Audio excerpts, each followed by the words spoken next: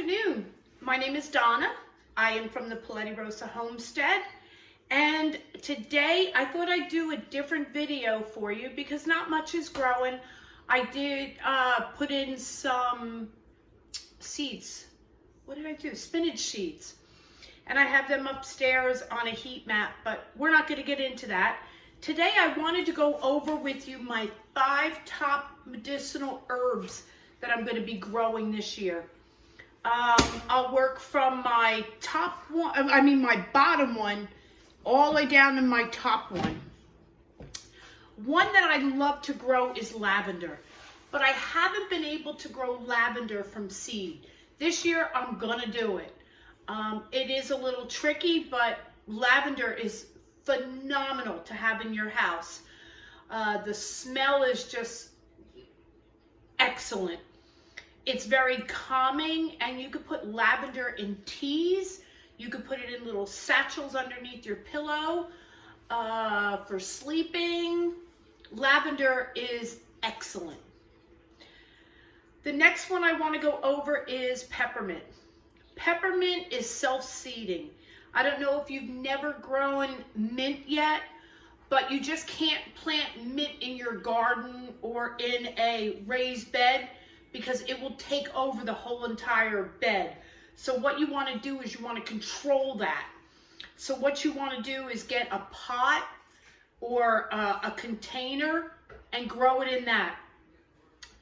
Peppermint is great for headaches. You could take some of the leaves and put them on your temples, and it will help with your headaches. Peppermint is great for teas, for your coughing, congestion, stuff like that. So peppermint is a staple product to have around your house. The next one would be chamomile. Everybody knows about chamomile. Chamomile is very easy to grow, and it comes back year after year after year, depending upon the area that you're in. But chamomile is very good. It's very calming, and it's great for anxiety. So chamomile is a staple product, also medicinal herb to have around your house. The next one would be echinacea, which is also known as coneflowers. Now, when growing echinacea, it will grow. It's self-seeding, so it will grow back year after year. What you want to do is you want to grow it. You could take your flowers out, the petals, and you could use them in teas, in making balms and salves and stuff like that. But your root itself, you want to wait till the 3rd year of the root, and it would then become very immune, for an immunity booster. That was a tough one to come out with. It has a lot of nutrients in the root, so your coneflower or your echinacea, and it's such a pretty flower too. So that's another thing that you want to keep, and I'm going to be growing this year. And my number 1 is calendula. Now, I don't know how many of you saw last year, but I turned around and I grew a lot of calendula. And look at all the petals that I have. And these have all been dehydrated. I use calendula almost every single day. I make an oil with it, which is basically just your calendula, the petals, and it is coconut oil. And you take a jar. Well, I'm going to be showing you. So why don't you sit back, relax, and see how to make some great calendula oil that you can also turn into a salve. Okay, so don't go nowhere. My little kitty cat is at the door crying away. He wants to go out. Okay, so don't go anywhere. I'll be right back, and I'll show you how to make some calendula oil. To make calendula oil, of course, like I said, you need your calendula dehydrated petals, flowers, and you need coconut oil. Now this time I'm going to make it in a big jar. Last time I made them in pint jars, but this time I'm going to try making it into a quart jar. I'm going to be selling it this year, so. And the reason why I'm going to be selling it is because it works so good. I use it on my face every day. We have very hard water here and it dries my skin out. So your calendula oil, just you put it on and you leave it so it does feel oily on your face, but in no time that oil just sucks right up into your skin and it's so healthy for you. So what I'm going to do is I'm going to be taking my coconut oil, and I get these big jars of coconut oil at Sam's Club for like $8.98, and that's for 56 fluid ounces. So that's like 7 cups right then and there. So what you want to do, and I know I don't have enough in this one, that's why I got the other one out. What you want to do is you want to get your oil and you want to heat it up. So I am going to take it out of here. I'm going to try to get out like, well, since that's a quart jar, I'm going to want at about 2 cups of it.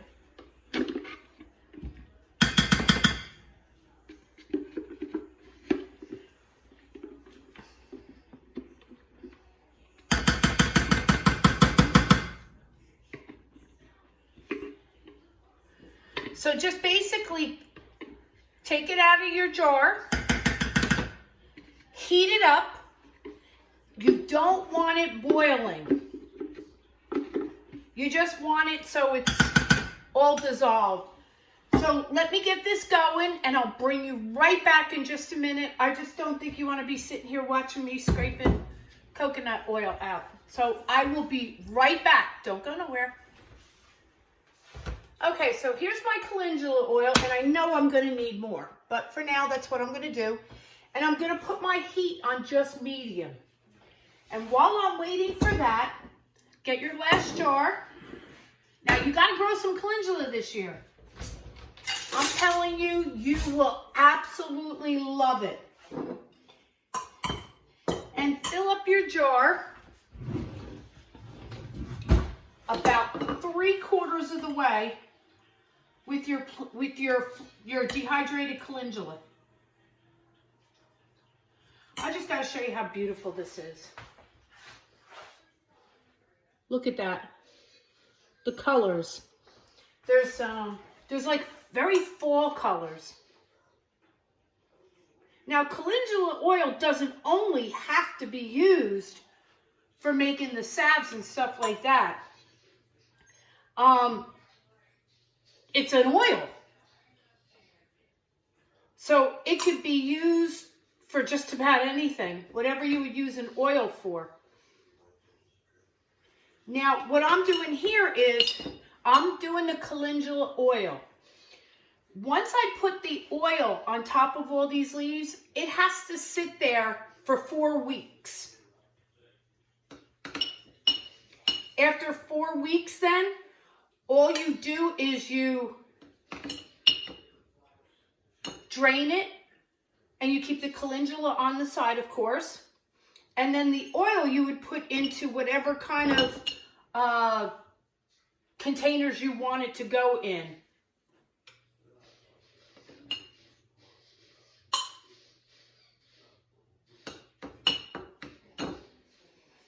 I'll put like one more in.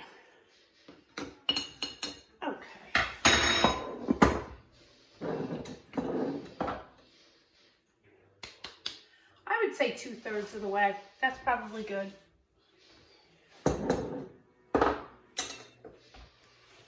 Now my oil already is melting down. And what you want enough oil to cover at least your calendula. You could put more in, that's fine.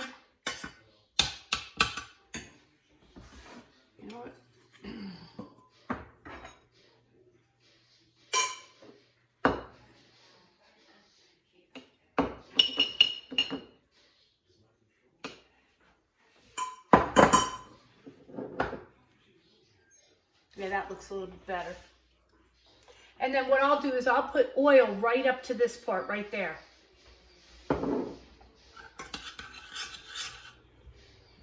I have been so happy with my calendula oil that I made. Once you make the oil, then you can go out and get beeswax the beeswax. They're little, little square little things. And you heat up the beeswax and you combine it with the oil and you'll make a salve. The calendula salve is great for putting it on your skin. It's also good for scrapes, burns, cuts. It will take out like the infection and help it to heal a lot quicker. I know I'm going to need a lot more. Let me get more out.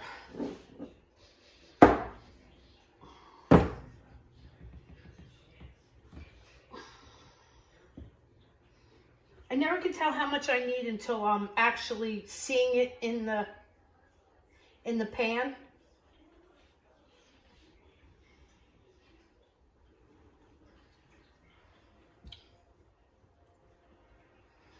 And this is like all natural. The oil that I got is just coconut oil. There's no added ingredients at all to it. So let me bring you back once this is all melted down, and I'll show you how I put it into the jar, and then we'll go from there. Okay, don't go nowhere.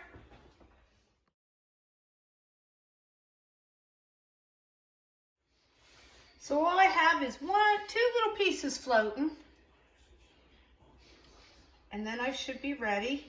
Hopefully this is enough. If not, I just got to put on some more.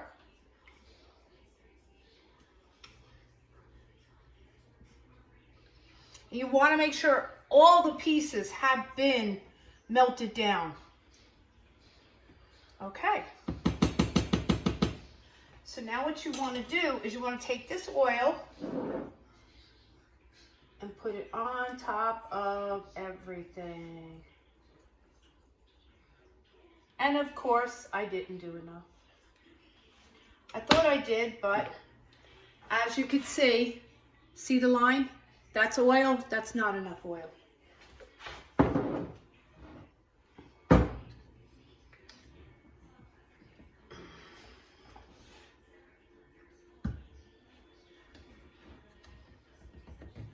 This is the first time I made it in a quart jar, and that's because my daughter has a business in Georgia, and the people really like all natural there, so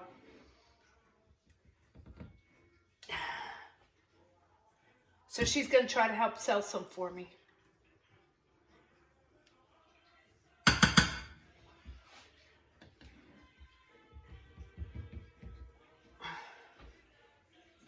And this quart jar should make me quite a bit of calendula oil.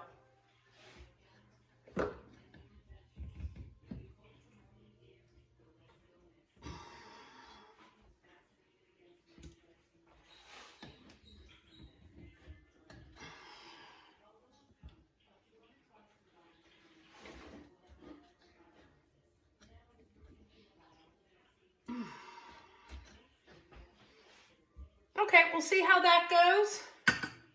If I have to make more, I will make more. So let me show you the final thing. This is a jar that I have of the calendula I use right now. And I want to show you. Here is my hand right now. My hand is on the dry side. So all I want to do is I want to take some of the calendula. So say I take that much. Rub it in your hand. And hopefully you'll be able to see it. You can see how oily my hands are.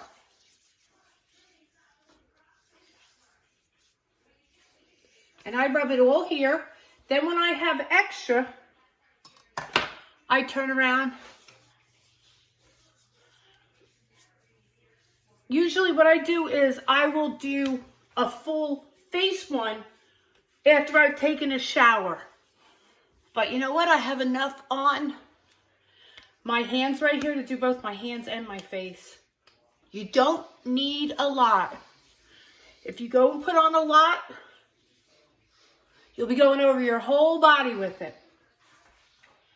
And that's it. That's how I do my calendula. Now that's the oil. You would do the salve the exact same way.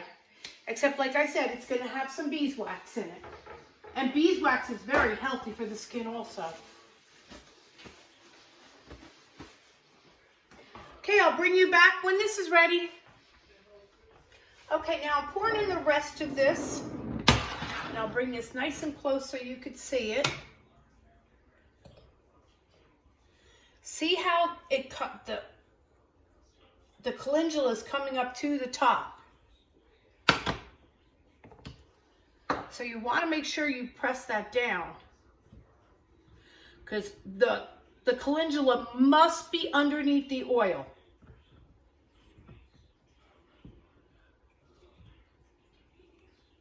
So let me see if I can get the rest of this in there. Yep.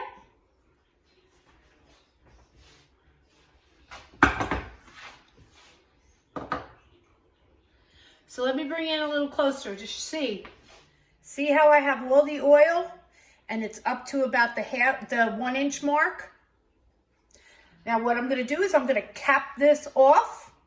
I'm going to write on it the date, and in 4 weeks I'm going to strain it. When you strain it, you make sure you put it into your jar and wait till it hardens, and then you're ready to use it. Well, I hope you enjoyed this video.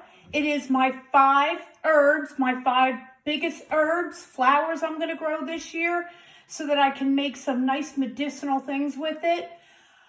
My next video is going to be the other 5 that I was planning on doing. Maybe I'll do 1 or 2 different things with that, showing you how to make oils or whatever. But I hope you enjoyed today's video. Thank you for visiting the Palette Rosa Homestead. We look forward to seeing you again. If you haven't yet subscribed to my channel, I hope you will.